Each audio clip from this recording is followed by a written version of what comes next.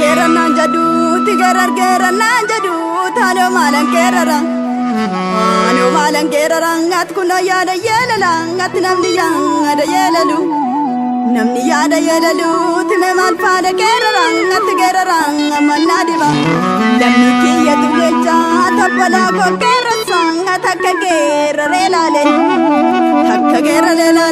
dinaki yada sa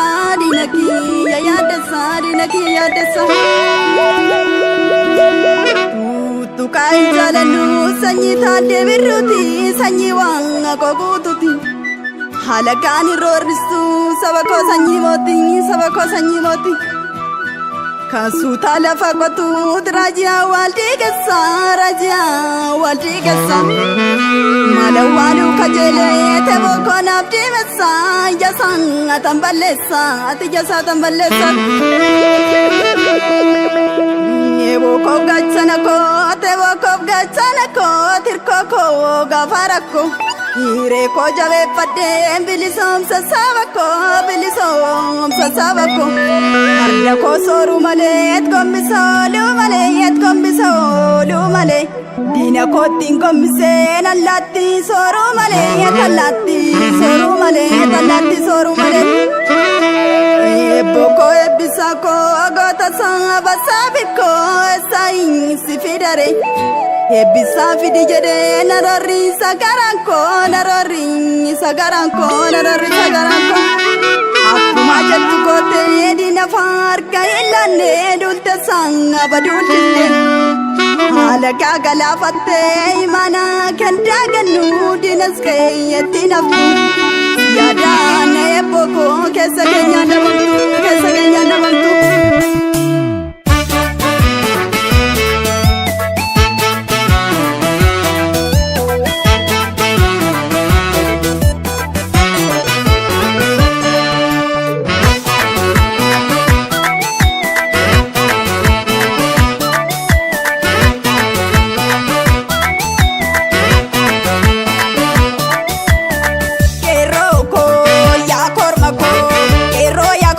ya jaba duti fan suma kabimbiya eroko ya korma jaba duti fan suma kabimbiya eroko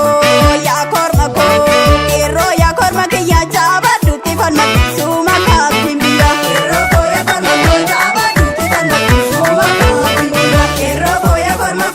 kumare fan manan eroko ya korma dina la fanau eroko ya korma biya pa kabirati eroko ya korma alagara batau eroko ya korma yaru fabiyako eroko ya korma pardati garmamani eroko ya korma nona chise samniko eroko ya korma yogam tara panmani eroko ya korma samni wali gale eroko ya korma alaga farambanu eroko ya korma irre jabe fande eroko ya korma to kumadana kanu eroko ya korma kiya jaba duti balma suma pisabakiya eroko ya korma jaba duti balma suma kabimbiya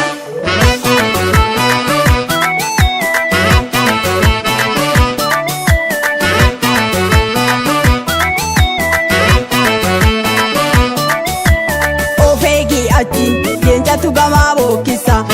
kille sangalchi dina tu sitirorisa ofegi ati yenja tugama bokisa kille sangalchi dina tu sitirorisa ofegi ati yenja tugama bokisa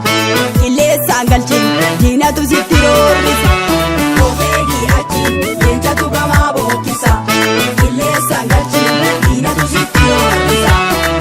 ero jabako abisa bako ero jabako abisa bako ero jabako abisa bako ero jabako abisa bako ero jabako abisa bako ero jabako abisa bako ero